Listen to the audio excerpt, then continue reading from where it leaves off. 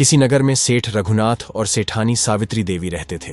उनका एक बेटा था जिसका नाम चंदू था। चंदू बहुत ही नकछड़े स्वभाव का था। जब चंदू जवान हुआ तो सेठ और सेठानी ने उसके सामने विवाह का प्रस्ताव रखा। तब चंदू ने कहा, पिताजी, मैं उसी लड़की से विवाह करूंगा जो मुझसे रोज 10 जूते खाएगी।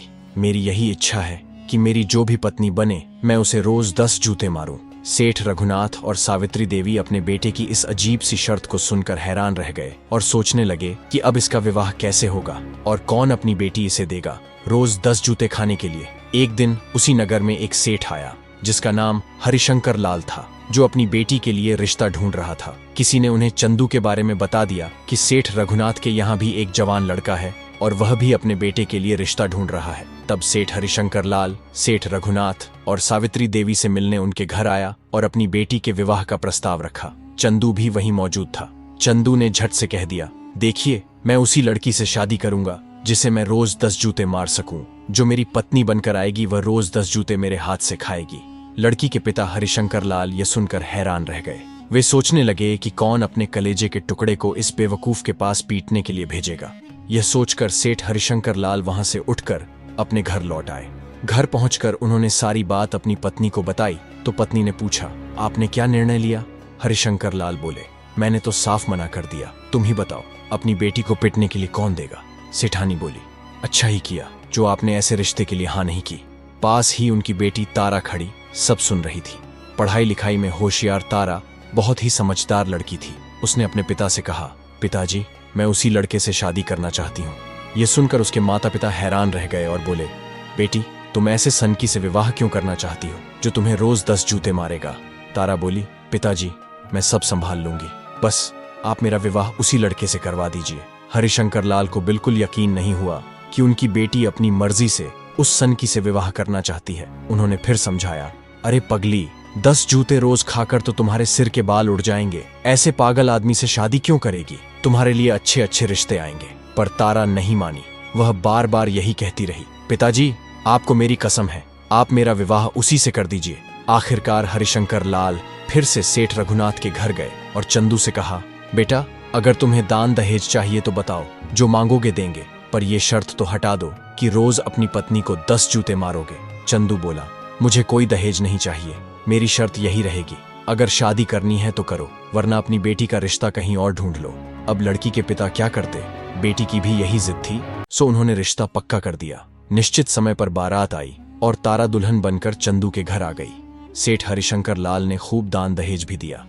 उसकी सास ने उसकी नजर उतारी और गले से लगाकर अपनी बहू तारा का गृह प्रवेश करवाया। थोड़ी देर बाद तारा की सास सावित्री देवी ने उसे खाना खिलाया और रात को उसे उसके कमरे में छोड़कर आ गईं। पहली रात तारा अपने बिस्तर पर बैठी अपने पति का इंतजार कर रही थी। तभी चंदू आया और अपने पैर से जूता निकालकर बोला, अपना सिर आगे करो, मुझे 10 जूते मारने हैं। तारा ने कहा, देखिए, 10 जूते तो आप मुझे मार लीजिए, मुझे कोई आपत्ति नहीं है। सब कुछ पता होने के बाद ही मैंने आपसे शादी की है, तो मैं इन 10 जूतों से नहीं डरती। पर आप मुझे एक बात बताइए, मेरे माँ बाप ने मुझे जन्म दिया, पाल पोस कर इतना बड़ा किया और इतना दहेज देकर मेरी शादी की, आज तक उन्होंने तो मुझे कभी एक भी जूता नहीं मारा, तो आप किस अधिकार से मुझे 10 जूते लगाएंगे? क्योंकि आपकी कमाई का मैंने अभी तक एक गिलास पानी भी नहीं पिया है। जो खाना मैंने खाया वह आपके पिता रघुनाथ सेठ की कमाई का था। आपकी कमाई का तो मैंने अभी तक कुछ भी इस्तेमाल नहीं किया है, ना ही कुछ खाया है, तो आप किस अधिकार से मुझे जूते लगाएंगे? पहले अपनी कमाई का कुछ खिलाओ पिलाओ, तभी तो तुम 10 जूते लगाने के हकदार हो पाओगे।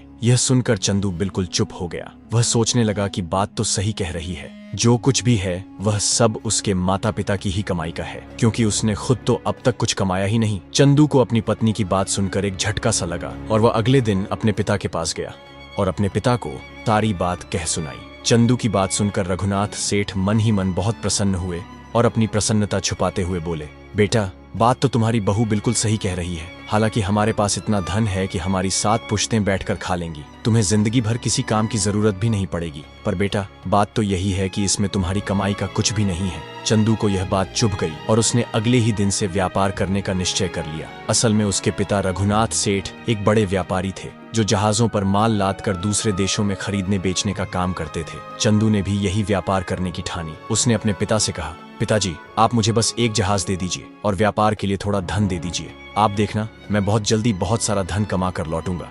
इतना कहकर चंदू ने अपने पिता से व्यापार की सारी जानकारी ली और व्यापार करने के लिए चल पड़ा। जाते समय उसने अपनी पत्नी तारा से कहा, तुम देखना, मैं जल्दी ही बहुत सारा धन कमा कर लौटूंगा। फिर उस धन से तुम्हें खिलाऊंगा, पिलाऊंगा और फिर पूरे अधिकार से जितना समय मुझे रास्ते में लगेगा, हर दिन के हिसाब से तुम्हें उतने ही जूते लगाऊंगा। यह सुनते ही तारा ने हंसते हुए कहा, ठीक है मेरे स्वामी, जब आप लौट कर आओगे तो मेरा सिर आपके सामने झुका होगा। जितनी मर्जी हो उतने जूते लगा लेना। चंदू सबसे विदा लेकर अपने जहाज में बैठकर व्यापार के लिए निकल पड़ा। उसके चेहरे पर उसकी घमंड भरी मुस्कान साफ छलक रही थी। उसके माता पिता को अब यह सोचकर संतोष हो रहा था कि उन्हें बहुत ही समझदार बहू मिली है, जो उनके बिगड़ैल बेटे को अवश्य ही सही रास्ते पर ले आएगी। इधर चंदू अपने पानी के जहाज में सफर कर रहा था। 3-4 दिन का सफर उसने तय कर लिया था। एक दिन चंदू ने एक बंदरगाह पर रुकने की सोची। फिर क्या था, उसने वहीं अपने जहाज को किनारे पर लगवाया और उस नगर का जायजा लेने के लिए बाहर निकल गया। जिस शहर में वह रुका था वह ठगों का शहर था। अभी वह कुछ ही दूर चला था कि उसने देखा सामने से एक आदमी लाठी के सहारे चला आ रहा है। जब वह आदमी उसके पास आया तो चंदू ने देखा कि उसकी एक आंख पर पट्टी बंधी हुई है, जिससे पता चलता था कि वह एक आंख से अंधा है। उस एक आंख वाले आदमी ने चंदू से कहा, इस बार तुम आए हो, तुम्हारे पिताजी नहीं आए। तुम्हारे पिताजी तो बड़े चालाक थे। चंदू बड़ा हैरान हुआ। उसने उस आदमी को कभी देखा भी नहीं था और वह अंधा उसे ऐसे पहचान रहा था जैसे उसे जानता हो। चंदू ने उस आदमी से कहा, मुझे तुम्हारे बारे में कुछ नहीं पता, जरा खुलकर बताओ। तब वह एक आंख वाला आदमी बोला, जब पिछली बार तुम्हारे पिताजी यहाँ आए थे तब मुझे पैसों की जरूरत थी। मैंने अपनी एक आंख तुम्हारे पिताजी के पास गिरवी रख दी थी और उनसे 10,000 रुपए लिए थे। अब मैंने 10,000 रुपए इकट्ठे कर लिए हैं। मुझे फर्क नहीं पड़ता कि बाप आया या बेटा, मुझे मेरी आंख चाहिए। ये लो अपने 10,000 रुपए और मेरी आंख वापस करो। ये सुनकर चंदू बहुत परेशान हो गया, क्योंकि उसके पास तो कोई आंख थी ही नहीं, ना ही उसके पिताजी ने कभी उससे इस बारे में कुछ कहा था। उसने उस एक आंख वाले से कहा, भाई इस समय मेरे पास तुम्हारी आंख नहीं है, ना ही मेरे पिता ने मुझे इसके बारे में कुछ बताया है। जब मैं अगली बार आऊंगा तो तुम्हारी आंख जरूर लेता आऊंगा। इतना कहकर चंदू आगे बढ़ने लगा। तभी वह एक आंख वाला आदमी जोर जोर से चिल्लाने लगा और लोगों की भीड़ इकट्ठा कर ली। वह सबके सामने चिल्ला चिल्ला कर कहने लगा, ये मेरी आंख वापस नहीं कर रहा है, जबकि मैं इसके पैसे लौटाने को तैयार हूँ। मुझे अभी मेरी आंख चाहिए। और बोला, अगर इसके पास मेरी आंख नहीं है तो अपनी एक आंख निकाल कर मुझे दे। आसपास खड़े लोगों ने भी चंदू को घेर लिया और उस एक आंख वाले की आंख लौटाने का दबाव बनाने लगे। ये सब देखकर चंदू घबरा गया। उसे कुछ समझ में नहीं आया कि अब क्या करे। चंदू ने कहा, अभी मेरे पास इसकी आंख नहीं है, अगली बार जब आऊंगा तो इसकी आंख लेकर आऊंगा, मुझे जाने दो। लेकिन कोई भी उसे जाने देने को तैयार नहीं था। तभी वहां एक आदमी ने सलाह दी, अभी इसे कुछ पैसे देकर मामला निपटा दो। उस एक आंख वाले ने कहा, ठीक है, अभी तुम मुझे 5,000 रुपए दे दो, बाकी जब अगली बार आओगे तो मेरी आंख लेते आना। चंदू ने मजबूरी में उसे 5,000 रुपए दे दिए। वह आदमी पैसे लेकर वहां से रफू चक्कर हो गया। चंदू ने सोचा, चलो बला टली, 5,000 में ही पीछा छूट गया। चंदू यही सब सोचता हुआ नगर की तरफ आगे बढ़ रहा था। जैसे ही उसने नगर के द्वार में कदम रखा, सामने से बैसाखियों के सहारे चलता हुआ एक टांग वाला आदमी उसे अपनी तरफ आता हुआ दिखाई दिया। उस आदमी ने भी पास आकर वही बात कही, इस बार तुम्हारे पिताजी नहीं आए। तुम्हारे पिताजी तो बड़े चालाक निकले।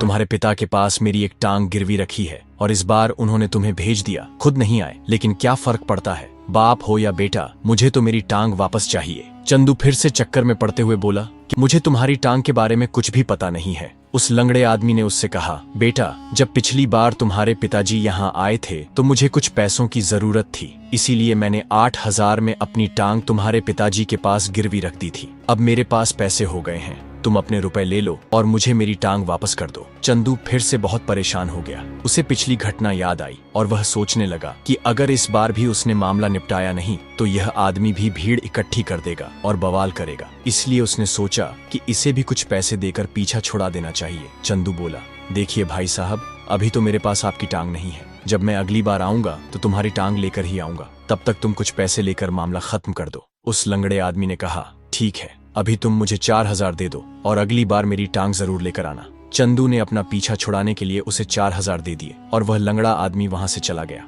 अब चंदू बाजार के बीचों बीच पहुंच चुका था। वह बाजार में घूम घूम कर देख रहा था कि यहाँ से क्या खरीदा और बेचा जा सकता है। तभी उसकी नजर बाजार में एक घर के सामने खड़ी एक औरत पर पड़ी, जो काफी देर से उसे ही देख रही थी। चंदू ने जब उसे देखा तो बस देखता ही रह गया, क्योंकि वह औरत इतनी सुंदर थी कि उसकी आंखों में जो भी देखे बस उसी में खो जाए। चंदू को अपनी ओर देखता पाकर उस औरत ने हाथ के इशारे से उसे पास बुलाया। चंदू खींचा चला गया। जब वह उसके पास पहुंचा तो औरत ने पूछा, लगता है तुम यहाँ नए हो? चंदू ने सिर हिलाकर हाँ कहा तो उस औरत ने कहा, फिर तो तुम हमारे मेहमान हुए, और हमारे यहाँ यह परंपरा है कि जब कोई मेहमान आता है तो हम उसे सोने के गिलास में दूध पिलाते हैं। उसने चंदू को घर में बैठाया और दूध लाने चली गई। कुछ देर बाद वह अंदर से लौटी तो उसके हाथ में सोने का गिलास था जो दूध से भरा हुआ था। उसने वह गिलास चंदू को दिया। चंदू ने मेहमान नवाजी समझकर सारा दूध पी लिया। जैसे ही उसने गिलास नीचे रखा, वहीं एक बिल्ली आई और उस गिलास को मुंह में दबाकर चंदू के जहाज में ले गई और वहीं रख दिया। चंदू को इसका बिल्कुल पता नहीं चला। अब जैसे ही वह वहां से जाने के लिए उठा तो उस सुंदर स्त्री ने कहा, अतिथि महोदय, जाते जाते मेरा सोने का गिलास तो देते जाओ। चंदू ने वहां देखा जहां उसने गिलास रखा था, लेकिन वहां गिलास था ही नहीं। असल में वह सुंदर स्त्री भी एक ठगनी थी जो अपनी बिल्ली के जरिए लोगों को ठगा करती थी। चंदू कहता रहा कि उसने गिलास यहीं रखा था और वह औरत कहती रही कि उसने गिलास चुराकर अपने किसी साथी को जहाज तक पहुंचा दिया है। अब उन दोनों की बहस इतनी बढ़ गई कि वहां भीड़ इकट्ठी हो गई। उस स्त्री ने भीड़ को देखकर कहा, ठीक है, अगर तुम मुझे 100 सोने के सिक्के दे दो तो मैं किसी से कुछ नहीं कहूंगी और तुम्हें जाने दूंगी। लेकिन चंदू अपनी बात पर अड़ा रहा और बोला, जब मैंने कोई चोरी ही नहीं की तो मैं तुम्हें किस बात के सोने के सिक्के दूं। तभी वहां से कोतवाल गुजरा। कोतवाल ने जब सारी बात सुनी तो उसने कहा कि मैं अभी तुम्हारी तलाशी लेता हूं। कोतवाल ने जब चंदू की तलाशी ली तो सोने का ग्लास उसके पास नहीं मिला। तब वह सुंदर महिला बोली, कोतवाल साहब, इसने किसी के जरिए मेरा सोने का गिलास अपने जहाज में छिपा दिया होगा, इसलिए इसके जहाज की तलाशी ली जाए। कोतवाल जब चंदू के जहाज की तलाशी लेने गया तो वहां उसे सच में सोने का गिलास मिल गया। ये देखकर कोतवाल ने चंदू को गिरफ्तार कर लिया और वहां के राजा के दरबार में पेश किया। राजा ने चंदू को 6 महीने की सजा सुनाई और उसका जहाज भी जब्त कर लिया। 6 महीने जेल में रहने के बाद जब चंदू छूट कर बाहर आया तो उसके पास कुछ भी नहीं बचा था। गरीब और असहाय की तरह चंदू सड़कों पर भटक रहा था। तभी उसकी मुलाकात एक आदमी से हुई। उस आदमी ने चंदू से पूछा, तुम कौन हो और यहाँ क्यों भटक रहे हो? चंदू ने अपनी पूरी कहानी उस आदमी को बता दी। वह आदमी चंदू की हालत पर बहुत दया से भर गया। उसने कहा, भाई, यह ठगों की नगरी है। जो एक बार इसमें फंस जाता है उसका निकल पाना बहुत मुश्किल होता है। खैर, तुम्हारे पास रहने को कोई ठिकाना नहीं है, चाहो तो मेरे साथ रह सकते हो। मैं गाना गाकर अपना पेट पालता हूँ। अगर तुम्हें नाचना आता है तो तुम औरत का भेष बनाकर मेरे साथ नाचना, मैं गाऊंगा। इस तरह हम दोनों 2 वक्त की रोटी कमा लेंगे, वरना यहाँ जिंदा रहना मुश्किल है। अब चंदू के पास कोई और रास्ता नहीं बचा था, सो उसने उस आदमी की बात मान ली और औरत का भेष बनाकर उसके साथ नाच गाना शुरू कर दिया। इसी तरह 8 महीने गुजर गए। उधर तारा अपने पति चंदू का इंतजार कर रही थी। 8 महीने बीत जाने के बाद भी जब चंदू वापस नहीं आया तो तारा ने अपने सास ससुर से कहा, पिताजी, मेरे पति अभी तक वापस नहीं आए हैं, इसलिए मैं उन्हें ढूंढने जाना चाहती हूँ। सेठ रघुनाथ बोले, बहू, तुम इतने बड़े संसार में उसे कहाँ ढूंढोगी? मैं ही उसे ढूंढ लाऊंगा। तारा ने कहा, नहीं पिताजी, आपकी उम्र हो चली है, आप घर पर ही रहिए। मेरे पति मेरी वजह से ही घर से निकले थे, इसलिए उन्हें वापस लाना मेरा ही कर्तव्य है। आप बस मुझे पानी के 2 जहाज और कुछ धन दे दीजिए ताकि मैं उन्हें वापस ला सकूं। रघुनाथ सेठ ने पानी के 2 जहाज और बहुत सारा धन बहू को दे दिया और आशीर्वाद देकर बेटे को वापस लाने की अनुमति दे दी। तारा के जाते समय ससुर ने कहा, बेटी, अकेली मत जाना, हमारे पास 5 विश्वस्त आदमी हैं, उन्हें साथ ले जाओ, और एक पालतू कुत्ता भी जो तुम्हारे इशारे पर अपनी जान देने को भी तैयार होगा। तारा ने ससुर की बात मानकर वे 5 आदमी और कुत्ता साथ ले लिया और जहाज पर बैठकर अपने पति चंदू को ढूंढने निकल पड़ी। 4 दिन तक जहाज समंदर में चलता रहा। 5वें दिन जहाज एक बंदरगाह पर रुका। तब तारा ने मर्दाना भेष धारण किया और जहाज से उतरकर अपने आदमियों के साथ उस नगरी का जायजा लेने लगी। तारा ने अपने आदमियों से कहा, मुझे लग रहा है कि मेरा पति इसी नगरी में है, तुम सब यहीं जहाज में रहकर मेरा इंतजार करना, मैं अकेले ही अपने पति को ढूंढ कर लाऊंगी। तभी अचानक वही एक आंख वाला आदमी तारा के पास आ खड़ा हुआ और कहने लगा, बेटा, इस बार तुम्हारे पिताजी नहीं आए, तुम्हारे पिताजी तो बड़े ही तेज निकले। तारा ने उस आदमी को देखा तो उससे पूछा, काका, तुम क्या कह रहे हो? मुझे समझ में नहीं आ रहा है। तब वह एक आंख वाला आदमी बोला, बेटा, पिछली बार जब तुम्हारे पिताजी यहाँ आए थे तो मुझे कुछ पैसों की जरूरत थी। 10,000 रुपये में मैंने अपनी एक आंख उनके पास गिरवी रख दी थी। अब बेटा हो या बाप, मुझे इस बात से कोई फर्क नहीं पड़ता, मुझे तो मेरी आंख वापस चाहिए। लो, अपने 10,000 रुपये और मेरी आंख मुझे लौटा दो। तारा यह सब देखकर समझ गई कि यह जरूर कोई ठग है और वह ठग नगरी में ही पहुंच गई है। उसे यह भी लगा कि शायद उसका पति भी इन्हीं ठगों के बीच कहीं फंसा हुआ होगा। तारा ने कुछ देर सोचा और इशारा करके अपने साथियों से कहा, भाइयों, काका की आंख जहाज पर ही कहीं रखी है, जरा ढूंढ कर लाओ। उसके आदमियों ने कुछ देर जहाज पर ढूंढने का नाटक किया और फिर आकर बोले, हुजूर, वहां तो बहुत सारी आंखें रखी हुई हैं, लेकिन काका की आंख के मेल वाली आंख हमें मिल ही नहीं रही है। यह सुनकर तारा बोली, अच्छा, इनके मेल की आंख नहीं मिल रही है तो ऐसा करो कि एक चाकू लेकर आओ और काका की यह दूसरी आंख भी निकाल लो और जहाज में ले जाकर मेल करके काका की आंख ला कर दो। अब वह एक आंख वाला आदमी यह सुनकर हाथ जोड़कर गिड़गिड़ाने लगा, मुझे माफ कर दो, मेरी दूसरी आंख मत निकालो, मुझे कोई आंख वांख नहीं चाहिए। इतना कहकर वह वहां से दौड़ गया। यह सब देखकर तारा के साथियों ने तारा से कहा, हुजूर, यहाँ के लोग बड़े शातिर हैं, इसलिए हम आपको अकेले नहीं जाने देंगे। तारा ने मौके की नजाकत को देखते हुए अपने 2 साथियों को साथ चलने के लिए कहा। बाकी 3 साथियों से कहा, हमारे जहाज की भी तो रखवाली करनी है, सो तुम वहीं जहाज में छुप कर बैठे रहो पालतू कुत्ते के साथ। इतना कहकर तारा अपने 2 साथियों को लेकर आगे नगरी की तरफ बढ़ गई। जब तारा नगरी के द्वार पर पहुंची तो सामने से एक टांग पर लंगड़ाते हुए एक आदमी चलकर उसके पास आया और उलाहना देते हुए बोला, क्या इस बार तुम्हारे पिताजी नहीं आए? पिछली बार जब तुम्हारे पिताजी आए थे तब मैंने अपनी एक टांग उनके पास गिरवी रखी थी। खैर बेटा हो या बाप, मुझे इससे कोई फर्क नहीं पड़ता, मुझे तो मेरी टांग वापस चाहिए। मेरी टांग मुझे लौटा दो और अपने 8000 ले लो जो मैंने तुम्हारे पिताजी से लिए थे। तारा समझ गई कि उसे फिर से ठगने की तैयारी हो रही है। उसने विनम्रता से कहा, काका, हमारे जहाज पर बहुत सारी टांगें लदी हुई हैं, पता नहीं पिताजी ने किस किस की टांग गिरवी रख रखी है। अब तुम्हारी टांग कौन सी है ये कैसे पता चले?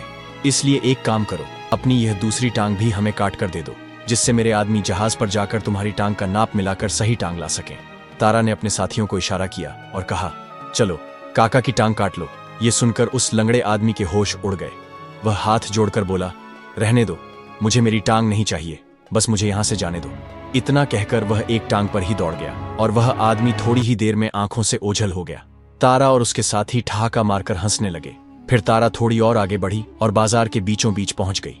बाजार में उसने चारों तरफ नजर घुमाई तो उसकी नजर एक घर के दरवाजे पर खड़ी एक सुंदर स्त्री पर पड़ी जो काफी देर से उसे ही घूर रही थी। तारा से नजर मिलने के बाद उस औरत ने हाथ के इशारे से तारा को अपने पास बुलाया। मर्दाना भेष के कारण वह स्त्री तारा को एक मर्द ही समझ रही थी। तारा उसके पास पहुंची और बोली, कहिए आपने मुझे क्यों बुलाया है? तब वह सुंदर स्त्री बोली, लगता है तुम परदेसी हो। हमारे यहाँ रिवाज है कि जो भी परदेसी हमारे यहाँ आता है हम उसे सोने के गिलास में दूध पिलाकर उसका स्वागत करते हैं। तारा बोली, अगर यह तुम्हारा रिवाज है तो हम दूध जरूर पिएंगे। तारा को बिठाकर वह औरत घर के अंदर गई और सोने के गिलास में दूध भर कर ले आई। तारा ने दूध पिया और गिलास एक तरफ रख दिया। जैसे ही तारा ने गिलास रखा, बिल्ली ने झपट्टा मारकर गिलास मुंह में दबा लिया और जहाज की तरफ दौड़ गई। जैसे ही बिल्ली जहाज के पास पहुंची, कुत्ते ने देख लिया कि बिल्ली जहाज की तरफ आ रही है तो कुत्ते ने भौंकना शुरू कर दिया। कुत्ते की आवाज सुनकर तारा के तीनों साथी चौकन्ने हो गए और उन्होंने बिल्ली को लठ मारकर वहां से भगा दिया। अब बिल्ली मुंह में गिलास दबाए वापस उस ठगनी के घर में आकर पलंग के नीचे बैठ गई।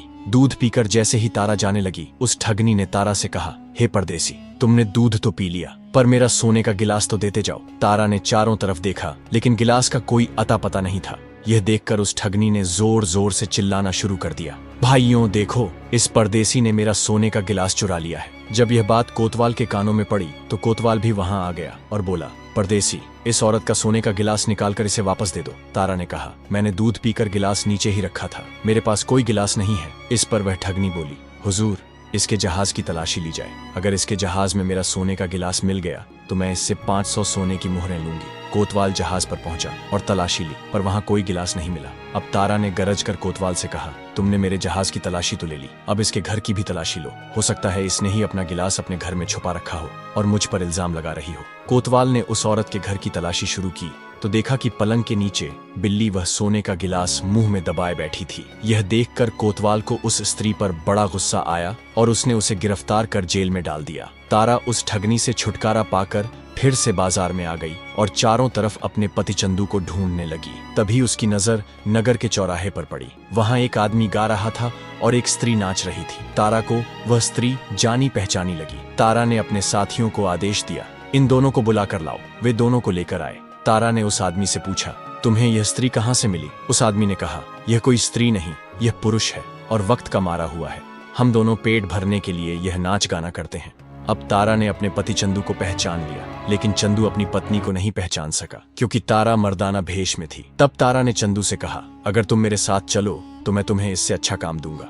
चंदू तैयार हो गया। तारा चंदू को अपने जहाज पर ले आई और उसे नहाने के लिए पानी दिया। साथ ही उसके स्त्रियों वाले कपड़े उतारकर एक बक्से में रख दिए और उसे चमचमाते हुए पुरुषों वाले कपड़े पहनने को दिए। अब चंदू फिर से अपने पुराने अवतार में आ गया था। चंदू बहुत खुश था कि चलो अब इस नरक भरी जिंदगी से छुटकारा मिला। तारा ने चंदू से कहा, देखो चंदू, मुझे व्यापार के लिए 10 दिन के लिए बाहर जाना है। मैं एक जहाज लेकर जा रहा हूँ और तुम मेरे इस जहाज की रखवाली करोगे।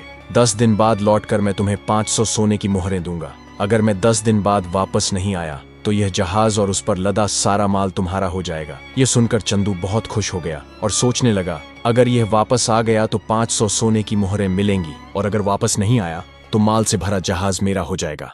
उसने झट से हाँ कर दी। अब तारा अपने साथियों के साथ वापस लौट चली और अपने सास ससुर को अपने पति के मिलने की सूचना दी। यह खबर सुनकर वे बहुत खुश हुए।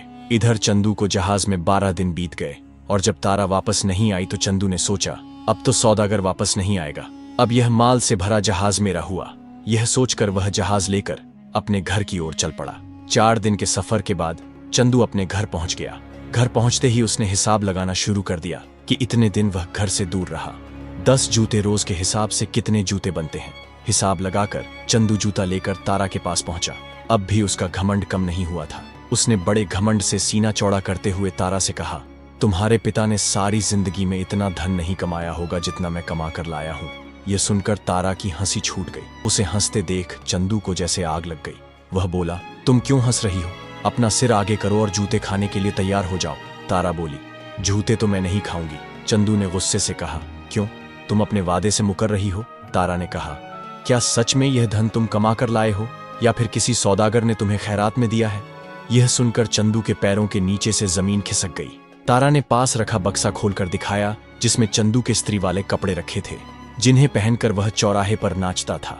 उन कपड़ों को देखते ही चंदू शर्म से पानी पानी हो गया और आश्चर्य से अपनी पत्नी की ओर देखने लगा।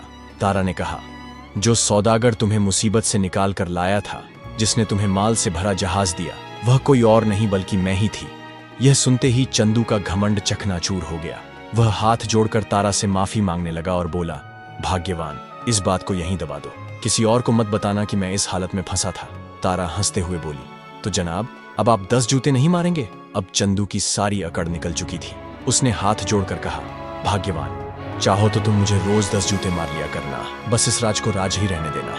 इस कहानी से हमें यह सीखने को मिलता है कि जो खुद को बहुत चतुर समझकर दूसरों को बेवकूफ बनाता है, असल में वही सबसे बड़ा मूर्ख साबित होता है, क्योंकि सच्चाई और समझदारी आखिर में सब पर भारी पड़ती है। तो दोस्तों, आपको यह कहानी अच्छी लगी हो तो इस चैनल को सब्सक्राइब करें। ऐसी और कहानी देखने के लिए बने रहे।